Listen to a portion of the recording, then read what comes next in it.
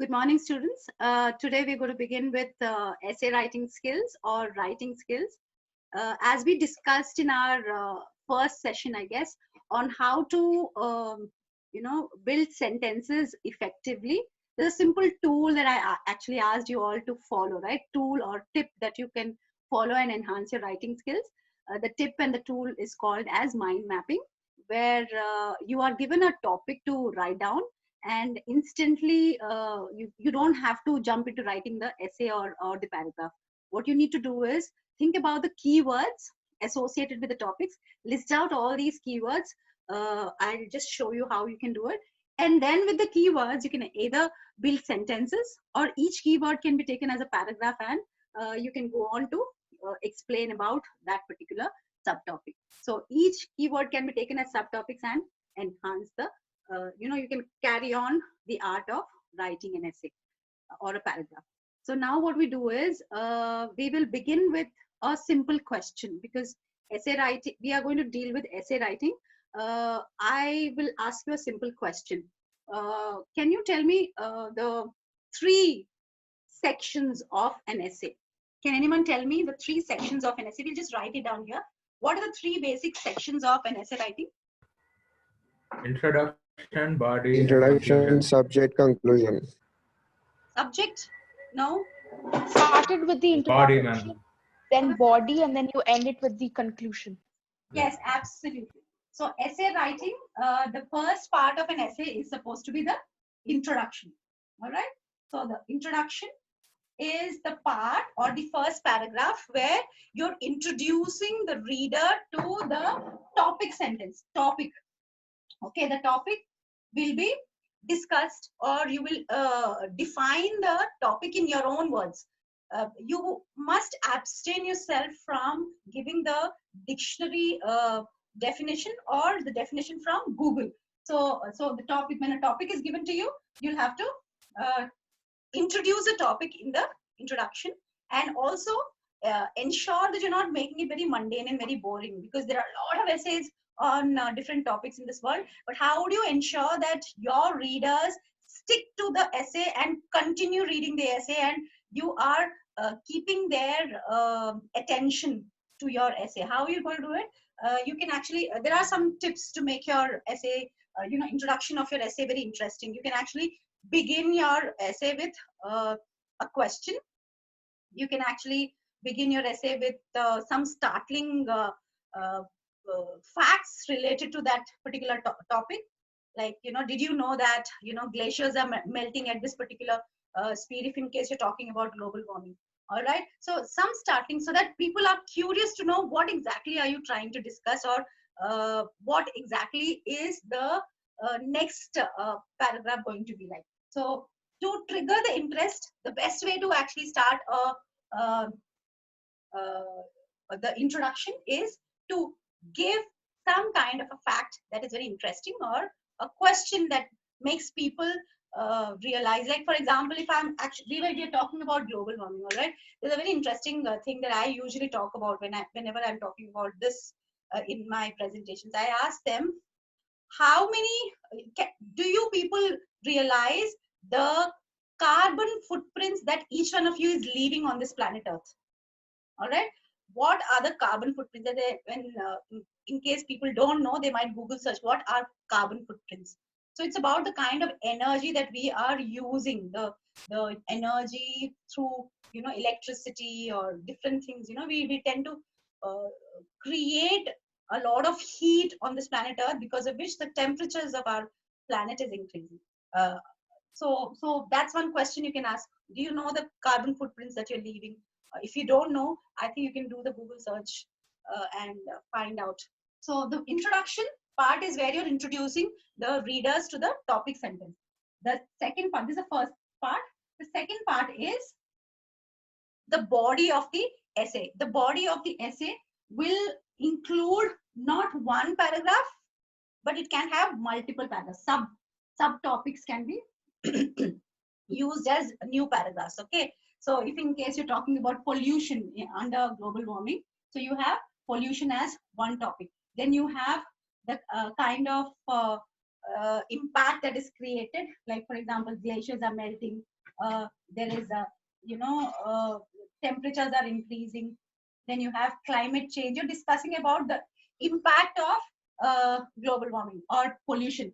And the last paragraph, you can there can be another paragraph where you're giving some possibilities and possible solutions. All right, you're giving. So you have total 3 paragraphs under this essay. So first 1 paragraph, 2, 3, 4. 4 paragraphs are already ready.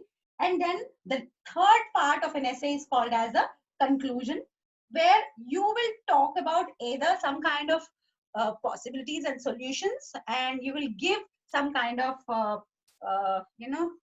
good good or bad conclusions that you feel as a person. All right, so conclusion is up to you. What exactly the way you sum up the entire thing, the way you have organized it here, right? Now all these words, the keywords there, can be concluded here, or you can actually conclude it through a question again.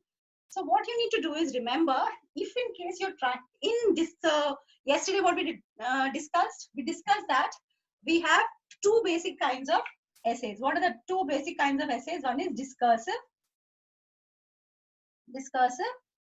and the second one is the argumentative.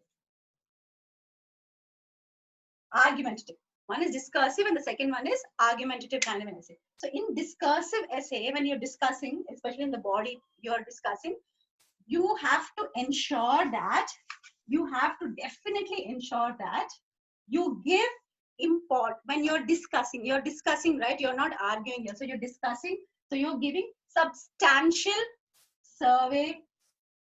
Either it's up to you. Okay, you can give some newspaper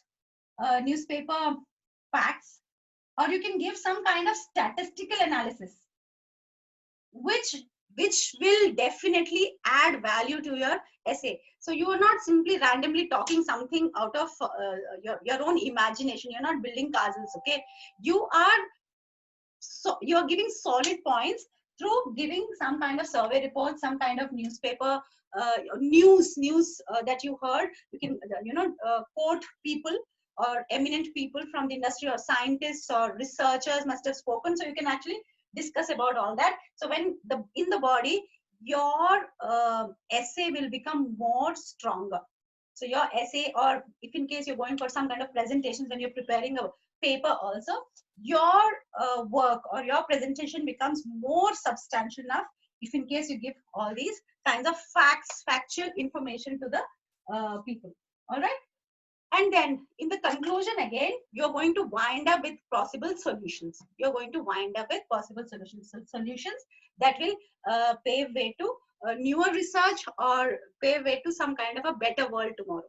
Okay. So now I will again go back to our basic topic that I discussed as to how exactly we will get the points that we have to discuss in our essays. So we will go back to the tool that I always talk about.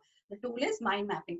So when a topic is given to you, so any one of you can suggest me any kind of topic. Give me one topic that we will, I will show you the method, the step-by-step method of, collecting ideas, collecting keywords, and then how we could continue writing an essay. Give me one topic that we can discuss. Is there any topic that you could tell me? Any interesting exams in COVID time? Okay, exams during. So let's talk. Very good. Thank you so much, Beta. Exams during the pandemic. Okay. So the saddest part of the entire lockdown and pandemic is that every sector is affected. They say that every sector is affected, from the farmers to the film industry. Every sector, every domain, people have really been affected badly. And the worst hit, actually, to me as a teacher, I feel the worst hit is the education industry, or academics. Academically, people have really suffered, because they found solutions for everything, but they have not found a solution to conduct examinations and classes. Though we have virtual classes going on, but how authentic the results are in conducting online exams is a big problem. Yes or no? So what you're going to do is, we are, just a second. So what we're going to do is, we are going to talk about, so okay, this is a topic, all right? This is a topic on which you are going to write an essay. So let us now see what you can do. The topic is given to you. First and foremost thing, you put the topic here in the circle. We're doing mind mapping now, so we're supposed to actually have a lot of space to write more words. So you have put this topic here, and now tell me what exactly are the keywords that come to your mind if you talk about exams. Exams. Whose exams? Schools. Exams in schools, and under schools again, most importantly, the 10th standard and 12th standard, or you can call it as board exams. BOARD. Board exams. All right. Then you have undergrad. All right. Undergrad exams. Then you have PG exams. And then pandemic, the impact of pandemic. And globally, what is happening? What are people doing?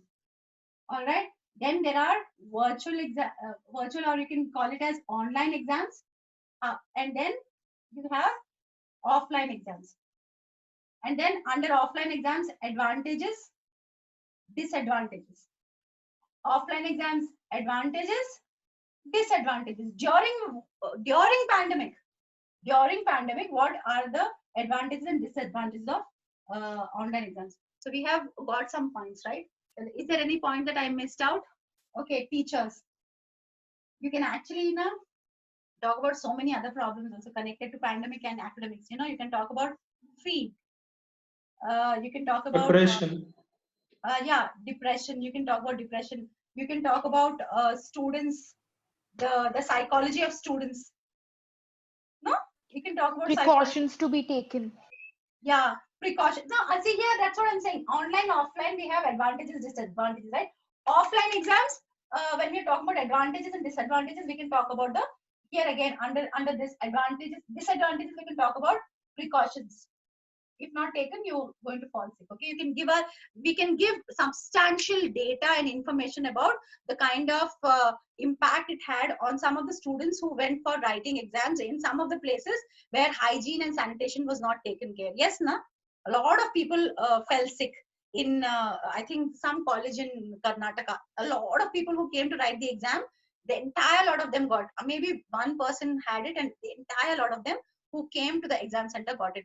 On the other hand, if you see the students who came to our college to write the exams during the undergrad final year examination, okay, we took such good care of every student. I think it was so impressive, remarkably impressive, you know, the way we took care of students and their sanitization, that we didn't get even a single person reporting about our, you know, the kind of precautions that we took. All right. So the most important thing during these days is precaution.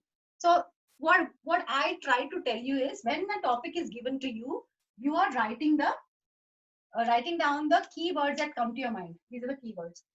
And now remember, with these keywords, you can actually build your sentences. Start building the sentence. So first, you can actually talk about the topic through a topic sentence in your introduction. So you can talk about pandemic has affected every, so your essay can begin like this: pandemic has affected every sector throughout the world. All right, every sector.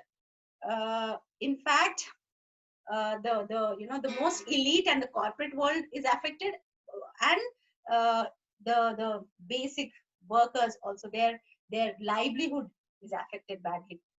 However, the industry which people have not found some solutions is education industry. The exams were withheld. The exams were, the students could not write their examinations. A lot of students have still not written the examinations in many parts of the world, and this became a big impediment for students to pursue their higher education because they did not graduate. All that you can know. So then you go to the next paragraph. the schools are the most affected. The small children, people who could not afford to buy, computer or laptops, especially in the rural part of the country. People could not continue their education. Now, you can just go on and on and on and on. And this is how you can talk about various facts. And you can also not only highlight the negative effects of pandemic. You can also talk about the best things that have happened during the pandemic in the education sector. Just a second. The best thing that happened during the pandemic is supposed to be, even in the rural India, there are a lot of dedicated teachers who found different solutions to ensure that the children in the rural parts of our country continue their education. That's the reason you can Google search. I forgot his name. One of our Indian teachers from rural parts of Maharashtra who went to every house to ensure that every girl child must come to school, and has spread across the message of education in every household. And he is the one to stop child marriages also in that village. It seems there is a remarkable change in the manner in which people have started, addressing the issue of child marriages in that particular. I forgot his name. He's got the global award. Yes, Global Teachers Award. He got some $10 million or something of that sort. It's such a big, huge amount he's won. And he's such an amazing human being. He says, all the 10 finalists who came along with me, I'm going to, equally distribute the amount to each one of them, because everybody is dedicated to children's education, and mine is not an isolated case. And, when you get to see his works, you will understand that he went to every house in the village to convince the parents to send their children to study during the pandemic. And he was the one who actually, ensured that students were sitting, and he was teaching online. This is not offline education I'm talking about. Technology. One cell phone and a lot of students listening to the classes and all. He made education accessible to rural India. So you can give these examples and build a beautiful essay.